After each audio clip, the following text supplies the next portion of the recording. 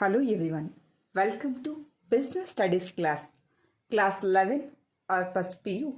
So chapter is Forms of Business Organization. Today topic is Merits of Joint Stock Company. So ನಾವೇನು ಮಾಡೋಣ ಇವತ್ತು joint stock ಕಂಪನಿಯಿಂದ ಕೂಡು ಬಂಡವಾಳ ಒಂದು ಸಂಸ್ಥೆಯಿಂದ ಸಿಗುವಂತಹ ಒಂದು ಪ್ರಯೋಜನಗಳು, ಮೆರಿಟ್ಸ್, ಅನುಕೂಲತೆಗಳು ಏನೇನು ಅಂತ ಹೇಳಿ ಇವತ್ತಿನ ಒಂದು ಕ್ಲಾಸಲ್ಲಿ ನೋಡ್ತಾ ಹೋಗುವ. So merits of joint stock company. So limited liability. So limited liability means ನಿಯಮಿತ ಹೊಣೆಗಾರಿಕೆ. The shareholders are liable to the extent of the amount of unpaid on the shares held by them. Also, only the asset of the company can be used to settle the debts, leaving the owner's personal property from any charge. This reduces the degree of risk borne by inventors. So, ಇಲ್ಲಿ limited liability means ನಿಯಮಿತ ಒಂದು ಹೊಣೆಗಾರಿಕೆ. ಇಲ್ಲಿ ಏನಾಗುತ್ತೆ ಅಂತಂದರೆ, ಷೇರುದಾರರು ತಾವು ಹೊಂದಿರುವಂತಹ ಷೇರುಗಳ ಮೇಲೆ ಪಾವತಿಯಾಗದ ಮೊತ್ತಕ್ಕೆ ಮಾತ್ರ ಒಂದು ಹೊಣೆಗಾರಿಕೆ ಆಗಿರ್ತಾರೆ. ಅಂದರೆ ಪ್ರತಿಯೊಂದು ಕಂಪನಿಯಲ್ಲಿರುವಂಥ ಶೇರ್ ಹೋಲ್ಡರ್ಸು ಕೂಡ ಇಂತಿಷ್ಟು ಶೇರುಗಳನ್ನು ಹೊಂದಿರ್ತಾರೆ.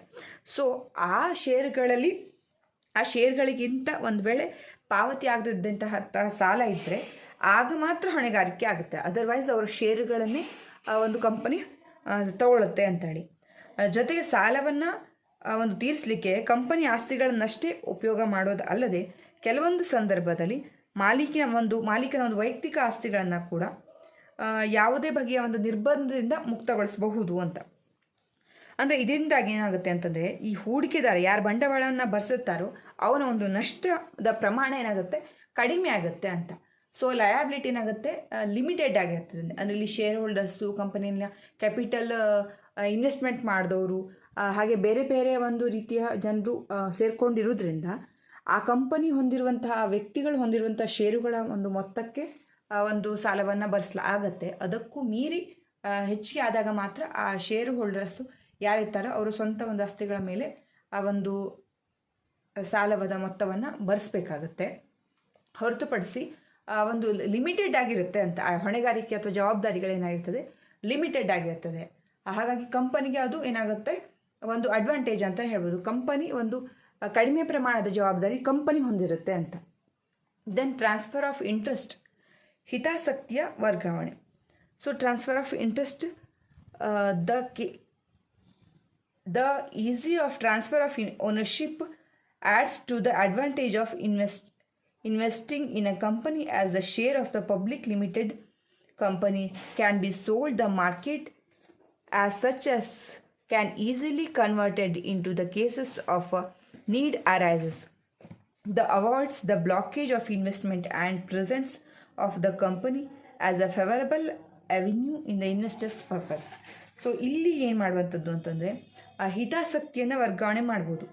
ಅದು ಹೇಗೆ ಅಂತಂದರೆ, ಒಬ್ಬ ಮಾಲೀಕತ್ವ ತನ್ನ ಒಂದು ವರ್ಗಾವಣೆಯ ಒಂದು ಕಂಪನಿಯ ಒಂದು ಹಿತಾಸಕ್ತಿಯಿಂದಾಗಿ ಅಥವಾ ಅವನ ಒಂದು ಅನುಕೂಲತೆಗೆ ಸಂಬಂಧಪಟ್ಟಾಗೆ ಕೆಲವೊಂದು ಬಾರಿ ಸಾರ್ವಜನಿಕ ಒಂದು ಮಾರುಕಟ್ಟೆಯಲ್ಲಿ ತನ್ನ ಷೇರುಗಳನ್ನು ಏನು ಮಾಡ್ಬೋದು, ಸುಲಭವಾಗಿ ಮಾರಾಟವನ್ನು ಮಾಡ್ಬೋದು ಅಂತ.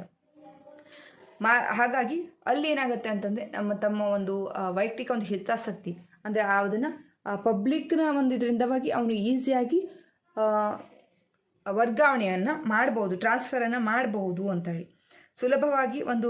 ಅಂದರೆ ಅವನು ಕ್ಯಾಶಿನ ಮೂಲಕ ಏನು ಮಾಡ್ಬೋದು, ಆ ಒಂದು ಶೇರ್ಗಳನ್ನು ಮಾರಾಟವನ್ನು ಮಾಡಬಹುದು ಅಂತ.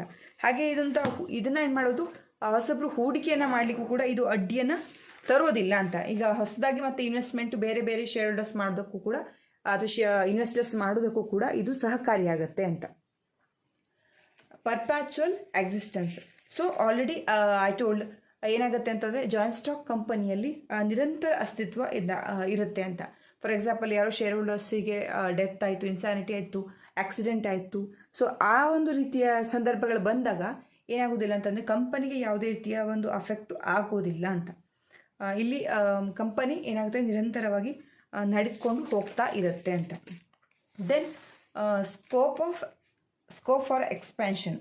As the company is the sole proprietorship and partnership form of organization, a company has a large financial resources Further, the capital can be attracted from the public as well as through the loans from banks, from financial institutions. So ಇಲ್ಲೇನಾಗುತ್ತೆ ಅಂತ scope for expansion ಅಂತಂದರೆ ವಿಸ್ತರಣೆ ಮಾಡಲಿಕ್ಕೆ ಹೆಚ್ಚಿನ ಅವಕಾಶ ಇರುತ್ತೆ. ದೊಡ್ಡ ದೊಡ್ಡ ಪ್ರಮಾಣಗಳಲ್ಲಿ ಲೋನ್ಗಳು, ಬ್ಯಾಂಕ್ಗಳು ಅಥವಾ ಇತರೆ ಹಣಕಾಸಿನ ಸಂಸ್ಥೆಗಳು ಈಸಿಯಾಗಿ ಈ ಒಂದು ಜಾಯಿಂಟ್ ಸ್ಟಾಕ್ ಕಂಪನಿ ನೀಡುತ್ತೆ ಅಂತ. ಅಂದರೆ ದೊಡ್ಡ ಮಟ್ಟದ ಒಂದು ವ್ಯವಹಾರ ಆಗಿರೋ ಕಾರಣದಿಂದ ಇಲ್ಲಿ ಸಣ್ಣ ಪುಟ್ಟದ ಒಂದು ವ್ಯವಹಾರಕ್ಕೆ, ಫಾರ್ ಎಕ್ಸಾಂಪಲ್ ಸೋಲ್ ಟ್ರೇಡಿಂಗ್ಗೆ ಮತ್ತು ಪಾರ್ಟ್ನರ್ಶಿಪ್ ಎಲ್ಲ ಸಣ್ಣ ಸಣ್ಣ ಪ್ರಮಾಣದ ಒಂದು ಕಂಪನಿಗಳಾಗಿರೋ ಕಾರಣದಿಂದ ಅಲ್ಲಿ ಒಂದು ಯಾವುದೇ ರೀತಿಯ ಒಂದು ಸಿಗುವಂಥದ್ದು ಕಡಿಮೆ ಸಾಧ್ಯತೆಗಳಿರುತ್ತೆ ದೊಡ್ಡ ಪ್ರಮಾಣದಲ್ಲಿ. ಆದರೆ ಇಲ್ಲಿ ಜಾಯಿಂಟ್ ಸ್ಟಾಕ್ ಕಂಪನಿಯಲ್ಲಿ ದೊಡ್ಡ ಪ್ರಮಾಣದ ಸಾಲಗಳನ್ನು ಬ್ಯಾಂಕ್ಗಳು, ಫೈನಾನ್ಷಿಯಲ್ ಇನ್ಸ್ಟಿಟ್ಯೂಷನ್ಸ್ಗಳು ನೀಡುತ್ತವೆ ಅಂತ. ಸೊ ಹಾಗಾಗಿ ಬಿಸ್ನೆಸ್ಸನ್ನು ಎಕ್ಸ್ಪ್ಯಾನ್ಷನ್ ಮಾಡಲಿಕ್ಕೆ ಇದೊಂದು ಸಹಕಾರಿಯಾಗುತ್ತೆ ಅಂತ. ಜಾಯಿಂಟ್ ಸ್ಟಾಕ್ ಕಂಪನಿಯನ್ನು ಈಸಿಯಾಗಿ ನಾವು ಎಕ್ಸ್ಪ್ಯಾನ್ಷನ್ ಮಾಡಬಹುದು ಅಂತ, ವಿಸ್ತರಣೆಗೆ ಹೆಚ್ಚು ಅವಕಾಶ ಹೊಂದಿರುತ್ತೆ ಅಂತ. Then professional management. So professional management, a company can offer to pay high salaries to the specialists and the professionals. It can therefore employ the people who are experts in their area of specialisations. So professional management, joint stock company ದೊಡ್ಡ ಪ್ರಮಾಣದ ಒಂದು ಸಂಸ್ಥೆ ಆಗಿರೋ ಕಾರಣದಿಂದ ಇಲ್ಲಿ ಸ್ಪೆಷಲಿಸ್ಟನ್ನ appoint ಮಾಡ್ಕೋಬೋದು ಅಂತ.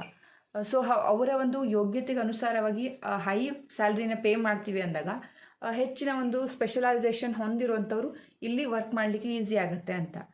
ಕಡಿಮೆ ಪ್ರಮಾಣದ ಒಂದು ಸ್ಯಾಲ್ರಿಯನ್ನು ತೆಗೆದುಕೊಂಡು ದೊಡ್ಡ ಪ್ರಮಾಣದಲ್ಲಿ ಸೇವೆಯನ್ನು ಆಗಲಿ ಅಥವಾ ವರ್ಕ್ನ ಮಾಡಲಿಕ್ಕೆ ಯಾರು ಅಷ್ಟೊಂದು ಇಂಟ್ರೆಸ್ಟನ್ನು ಪಡೋದಿಲ್ಲ. ಬಟ್ ಹೈ ಸ್ಯಾಲ್ರಿಯನ್ನು ಆಫರ್ ಮಾಡಿದಾಗ ಏನಾಗುತ್ತೆ ಅಂತಂದರೆ ಸ್ಪೆಷಲಿಸ್ಟ್ಗಳು, ಪ್ರೊಫೆಷ್ನಲ್ಲಿ ಇರುವಂಥವರು ಹೆಚ್ಚು ಇಲ್ಲಿ ಕೆಲಸ ಮಾಡಲಿಕ್ಕೆ ಸಾಧ್ಯ ಆಗುತ್ತೆ. ಸೊ ಅದು ಕೂಡ ಏನಾಗುತ್ತೆ, ಜಾಯಿಂಟ್ ಸ್ಟಾಕ್ ಕಂಪನಿ ಒಂದು ಅಡ್ವಾಂಟೇಜ್ ಆಗುತ್ತೆ ಅಂತ ಹೇಳ್ಬೋದು. So limited liability, transfer of interest, perpetual existence, scope for expansion, professional management. So these are all merits of joint stock company. If you are understanding this topic, please like, share and as well as subscribe. Thank you.